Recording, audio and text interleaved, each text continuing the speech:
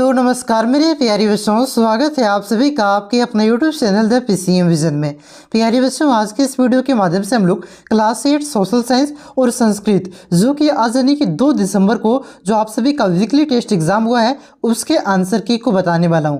तो साथ ही साथ आप लोग भी मिलाते चलिए और लास्ट में कमेंट करके ज़रूर बताइएगा कि सोशल साइंस यानी कि सामाजिक विज्ञान में आप लोगों ने कितना क्वेश्चन सही किया है और संस्कृत में आप लोगों ने कितना क्वेश्चन सही किया है। और हाँ, जो भी बच्चे हमारे चैनल से वीडियो देख करके गए होंगे उन्होंने लगभग आपका फुल में से फुल क्वेश्चन सही किया होगा, क्योंकि जितना मैंने आप सभी को पढ़ाया था उससे एक भी क्वेश्चन आपका बाहर नहीं गया है, चाहे वह सोशल साइंस का क्वेश्चन हो या तो आपका संस्कृत का क्वेश्चन हो। और इसी प्रकार से आपका आगे जो वीकली टेस्ट होने वाला है इसी प्रकार से आपका इंपॉर्टेंट क्वेश्चन करवाया जाएगा और फाइनल बोर्ड एग्जाम से पहले भी फाइनल एग्जाम के लिए क्वेश्चन आपका करवाया जाएगा। तो चैनल पे आप लोग नए हैं तो चैनल को सब्सक्राइब अवश्य कीजिएगा। तो चलिए शुरू करते हैं और एक एक करके सारे क्वेश्चन के आंसर को जान लेते हैं और आप लोग भी साथ ही साथ मिलाते चलिए। तो देखिए बच्चों, पहला क्वेश्चन क्या पूछा गया था, कराया हुआ क्वेश्चन है कि एशियाटिक सोसाइटी ऑफ बंगाल का गठन कब किया गया। तो ये क्वेश्चन मैंने आप सभी को करवाया था, इसका आंसर क्या हो जाएगा, तो 1784 इसका करेक्ट आंसर होगा। 1784 ईस्वी में आपका एशियाटिक सोसाइटी ऑफ बंगाल का गठन किया था और वहां पे मैंने आपको ये भी बताया था किसने किया था, तो विलियम जोन्स ने किया था। क्लियर है। उसके बाद देखिए अगला क्वेश्चन आपका क्या है कि 1791 ईस्वी में बनारस में हिंदू कॉलेज की स्थापना किसने की थी। तो 1791 ईस्वी में जो आपका BHU है बनारस हिंदू यूनिवर्सिटी, इसकी स्थापना किसने किया था, तो इसकी स्थापना आपका जोनाथन डंकन ने किया था। ऑप्शन नंबर ख इसका करेक्ट आंसर होगा जोनाथन डंकन। उसके बाद देखिए अगला क्वेश्चन आपका क्या पूछा गया था कि भारतीय शिक्षा का मैग्ना कार्टा किसे कहा जाता है। तो भारतीय शिक्षा का मैग्ना कार्टा आपका वुड्स डिस्पैच को कहा जाता है। ऑप्शन नंबर घ इसका करेक्ट आंसर होगा वुड्स डिस्पैच। लगभग आपका सारा क्वेश्चन कराया हुआ है, अगर आपको विश्वास नहीं होता है तो जो आपका वीडियो पड़ा हुआ है आपका इंपॉर्टेंट क्वेश्चन का, उसे आप लोग जाकर के देखिए और तो आपको भी एहसास हो जाए कि जो पढ़ाते हैं वो आपका एग्जाम में देखने को मिलता है। ठीक है, चलिए अगला क्वेश्चन देखिए आपका क्या था कि डब्ल्यू हंटर आयोग किससे संबंधित है। तो डब्ल्यू हंटर आयोग आपका शिक्षा के विकास से संबंधित है। ऑप्शन नंबर का इसका करेक्ट आंसर होगा ऑप्शन नंबर ग इसका करेक्ट आंसर होगा, ग में दिया हुआ है शिक्षा का विकास। ऑप्शन नंबर ग इसका करेक्ट आंसर होगा शिक्षा का विकास।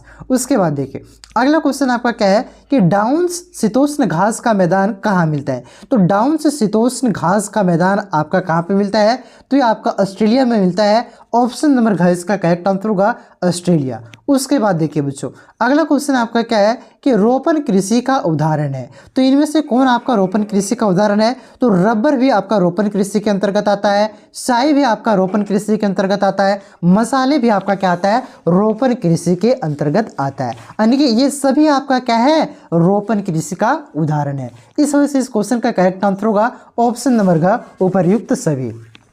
उसके बाद देखिए अगला क्वेश्चन आपका क्या है कि झारखंड को सामान्यतः कितने कृषि प्रदेशों में बांटा गया है। तो झारखंड को सामान्यतः आपका 8 कृषि प्रदेशों में बांटा गया है। ऑप्शन नंबर ख इसका करेक्ट आंसर होगा 8। उसके बाद देखिए अगला क्वेश्चन आपका क्या है कि चावल का सबसे बड़ा उत्पादक देश है। तो चावल का सबसे बड़ा उत्पादक देश आपका चीन है। ऑप्शन नंबर ख इसका करेक्ट आंसर होगा चीन। चीन में सबसे ज़्यादा उत्पादन किसका होता है, तो आपका चावल का सबसे ज़्यादा उत्पादन कहाँ पे होता है, चीन में होता है। और दूसरे नंबर पे कौन है, तो दूसरे नंबर पे आपका हमारा प्यारा भारत है। क्लियर है, दोनों याद रखिएगा। उसके बाद देखिए अगला क्वेश्चन आपका क्या है कि संविधान के किस अनुच्छेद में अस्पृश्यता का उन्मूलन का प्रावधान किया गया है। यानी कि संविधान के कौन से अनुच्छेद में, अस्पृश्यता का मतलब क्या होता है, तो छुआछूत, तो छुआछूत का कौन सा उन्मूलन का प्रावधान कौन से अनुच्छेद में किया गया है, तो इसके उन्मूलन का प्रावधान आपका अनुच्छेद 17 में किया गया है। ऑप्शन नंबर ख इसका करेक्ट आंसर होगा अनुच्छेद 17। क्लियर है। उसके बाद देखिए अगला क्वेश्चन आपका क्या है कि झारखंड में लगभग कितनी प्रतिशत आबादी अनुसूचित जनजाति की है। यानी कि जो आपका ST कैटेगरी के लोग हैं ये कितने प्रतिशत है पूरे झारखंड की जनसंख्या का, तो पूरे झारखंड की जनसंख्या का आपका 26% लोग आपका अनुसूचित जनजाति यानी कि ST कैटेगरी से आते हैं। क्लियर है? देखिए सब्जेक्टिव क्वेश्चन भी कराया हुआ क्वेश्चन है। बार बार मैंने ये बोल रहा हूँ आपको इस वजह से क्योंकि आप लोग इरिटेट हो जाइएगा कि इतना बार बार बोलते हैं कि आया हुआ है। आप लोग यहाँ पे देखिए और जाके वीडियो से प्रूफ के तौर पर मिला लीजिए। ठीक है, चलिए आगे भी आपको इसी प्रकार से मदद किया जाएगा। देखिए क्वेश्चन आपका क्या है कि लघु उत्तरीय प्रश्न आपका 4 नंबर के हैं कि पहला क्वेश्चन इसका देखिए क्या था कि कंपनी अंग्रेजों को पश्चिमी ज्ञान के बदले भारतीय ज्ञान को प्रोत्साहन क्यों देना चाहती थी। कराया हुआ क्वेश्चन है। अब इसका आंसर मैं अभी यहाँ पे फिर से बताऊंगा, आप लोग वेट कीजिए, सारे क्वेश्चन को लोग पढ़ लेते हैं। ठीक है, अगला क्वेश्चन देखिए क्या था कि अंग्रेजी भाषा को लेकर के मैकाले के क्या विचार थे। अगला क्वेश्चन था आपका कृषि चैप्टर से कि निर्वाह कृषि और वाणिज्य कृषि में अंतर स्पष्ट करें। कराया हुआ क्वेश्चन था, सारा कराया हुआ क्वेश्चन है। कृषि के विकास का मुख्य लक्ष्य क्या होता है, सामाजिक न्याय से आप क्या समझते हैं। तो ये बहुत ही इंपॉर्टेंट क्वेश्चन था। भले ही आपके बोर्ड एग्जाम में आपका सब्जेक्टिव क्वेश्चन नहीं आएगा, चलिए फिर भी आपको जानना जरूरी है। आगे भी ये सब क्वेश्चन आपका काम आता है, तो इसके मैं यहाँ पे सब्जेक्टिव का आंसर को बता देता हूँ। तो देखिए 11 नंबर का आपका क्वेश्चन क्या था कि कंपनी अंग्रेजों को पश्चिमी ज्ञान के बदले भारतीय ज्ञान को प्रोत्साहन क्यों देना चाहती थी। तो देखिए कंपनी अंग्रेजों को पश्चिमी ज्ञान के बदले भारतीय ज्ञान को प्रोत्साहन देना चाहती थी क्योंकि कंपनी का मानना था कि इससे भारतीय समाज, संस्कृति, धर्म को बारीकी से जानने और देश का शासन चलाने में मदद मिलेगा। यानी कि इस वजह से अंग्रेज पश्चिमी ज्ञान के बदले भारतीय ज्ञान को बढ़ावा देना चाहते थे ताकि वे हमारे क्या हो, धर्म, संस्कृति को बारीकी से समझे और यहाँ पे वो अच्छी तरह से शासन कर सके। क्लियर है?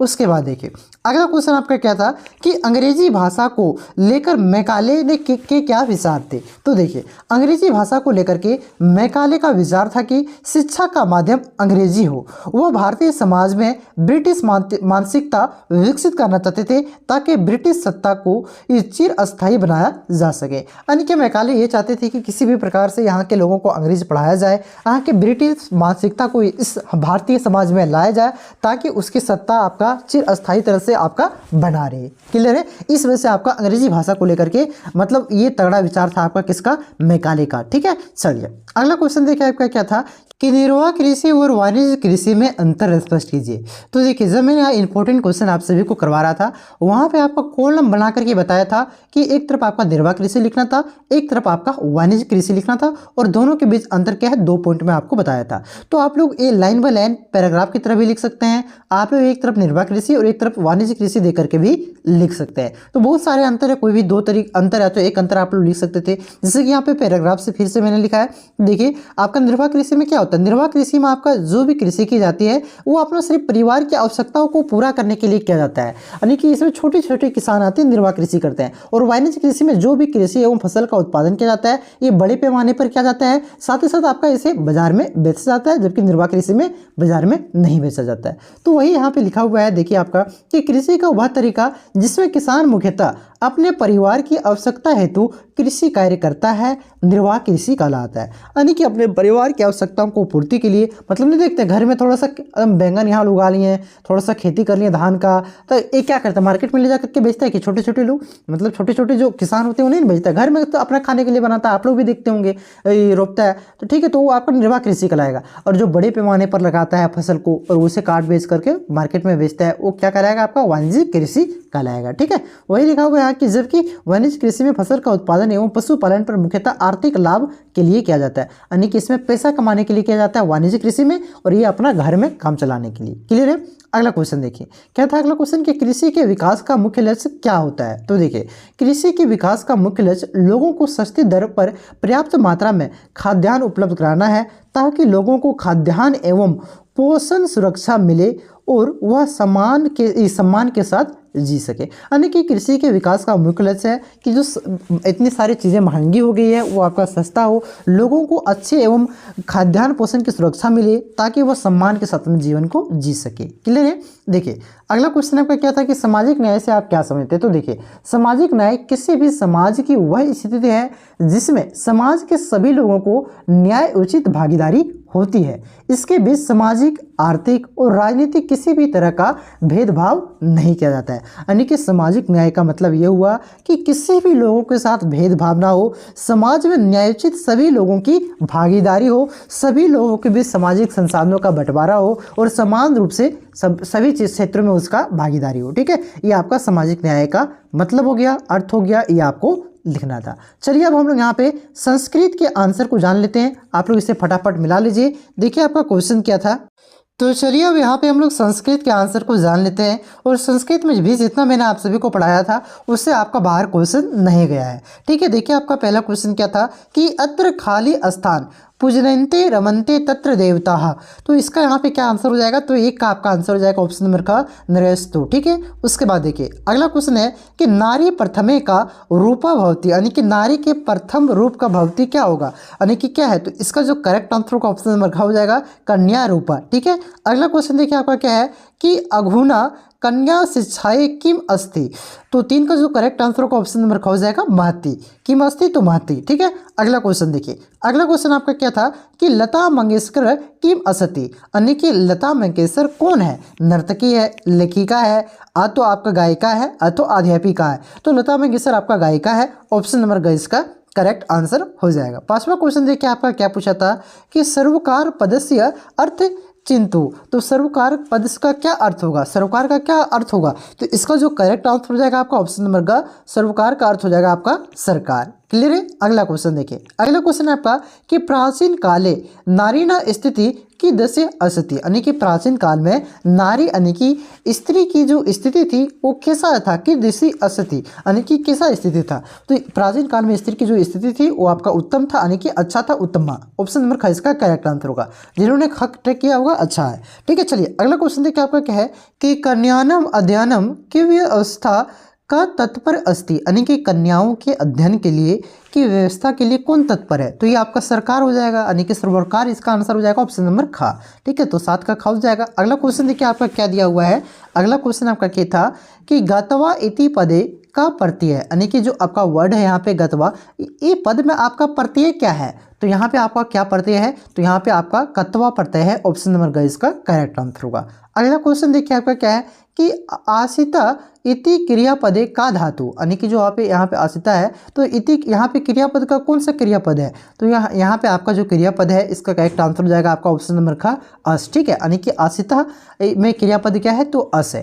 क्लियर है। उसके बाद देखिए अगला क्वेश्चन आपका क्या है कि भिन्न वर्ग से पद चिंतु, यानी कि भिन्न वर्ग से यहाँ पे कौन सा भिन्न पद है सो आपको चुनना है। इनमें से 3 आपका एक जैसा है और एक आपका अलग है, सो आपको चुनना है। तो यहाँ पे अलग क्या है आपका, ये पठिता, ये खादित्वा, श्रुतवा, ये पठितुम। तो यहाँ पे आपका पठितुम अलग है। ऑप्शन नंबर ग इसका करेक्ट आंसर होगा। ठीक है, अब देखिए यहाँ पे आपका सब्जेक्टिव क्वेश्चन था। सब्जेक्टिव क्वेश्चन में यहाँ पे क्या था कि प्रश्नानम उत्तरणी लिखति, यानी कि यहाँ पे जो प्रश्न दिए गए इसके उत्तर को लिखना है। तो पहला क्वेश्चन क्या था कि कन्याय का रूप भवती, उसके बाद दूसरा क्वेश्चन था आपका कि सरकार कौश किम उद्देश्यम अस्ति। ठीक है, तो यहाँ पे आप लोग देख सकते हैं। उसके बाद फिर आपका भरने वाला क्वेश्चन था 12 नंबर में कि कोस्ताम उचित पद चितवा वाक्य पुरेति। सारा का आंसर मैं बता रहा हूँ। ठीक है, यहाँ पे देखिए क्या क्या भराएगा, सो आपको यहाँ पे लिखना था। फिर यहाँ पे देखिए आपका ये सारा भरने वाला आपका क्वेश्चन था। ठीक है, तो चलिए इसके आंसर यहाँ पे देख सकते हैं आप लोग। इसके आंसर आप लोग देख सकते हैं। 11 का आंसर क्या होगा, 12 का आंसर क्या होगा, 13 का क्या होगा। इसे आप लोग नोट डाउन करना चाहते हैं तो नोट डाउन कर लीजिए, स्क्रीनशॉट लीजिए। ठीक है, तो आप लोग यहाँ पे देख लीजिए। संस्कृत उतना इंपॉर्टेंट नहीं है, समझना भी जरूरी नहीं है, क्योंकि आपके फाइनल बोर्ड एग्जाम में आएंगे भले ही संस्कृत, लेकिन उतना इसका नंबर इंपॉर्टेंट नहीं है। 10th तक के बाद आपको कहीं भी ये काम नहीं आएगा, 10th तक ही संस्कृत आएगा। ठीक है, तो पढ़ना चाहते हैं आप लोग इसे पढ़ सकते हैं। यहाँ पे सारा आंसर मैंने आपको लिख दिया, इसको आप लोग देख करके उतार सकते हैं। ठीक है, चलिए अगर वीडियो आपको अच्छा लगा तो वीडियो को लाइक कर देंगे। इस वीडियो को जितना हो सके आप लोग दोस्तों में शेयर कर देंगे। और इसके जो सब्जेक्टिव क्वेश्चन के आंसर हैं इसे आप लोग देख सकते हैं। सब्जेक्टिव क्वेश्चन आपके जो फाइनल बोर्ड एग्जाम में उसमें नहीं आएगा, सिर्फ उसमें आपका ऑब्जेक्टिव क्वेश्चन आएगा। तो ऑब्जेक्टिव क्वेश्चन के आंसर को मैंने यहाँ पे आपको बेहतरीन तरीके से बता दिया। सब्जेक्टिव आप लोग इसे उतार लेंगे। ठीक है, वीडियो आपका लंबा हो रहा है। चलिए आप लोग चैनल पे नए हैं तो सब्सक्राइब जरूर कीजिएगा। इस वीडियो को जितना हो सके प्लीज़ आप लोग दोस्तों में शेयर जरूर कीजिएगा। सपोर्ट थोड़ा सा कीजिए, आप लोग चैनल को सब्सक्राइब कर लीजिए। इसी प्रकार से आपको आगे क्वेश्चन आंसर प्रोवाइड करवाया जाएगा, आंसर की प्रोवाइड करवाया जाएगा, इंपॉर्टेंट क्वेश्चन प्रोवाइड करवाया जाएगा। जो VVI क्वेश्चन है डायरेक्ट आपको बोर्ड एग्जाम में देखने को मिलेगा, वैसे सब क्वेश्चन प्रोवाइड करवाया जाएगा। तो आप लोग चैनल पर नए हैं तो सब्सक्राइब जरूर कीजिएगा। चलिए मिलते हैं नेक्स्ट वीडियो में, तब तक के लिए जय हिंद, जय भारत, जोहार झारखंड।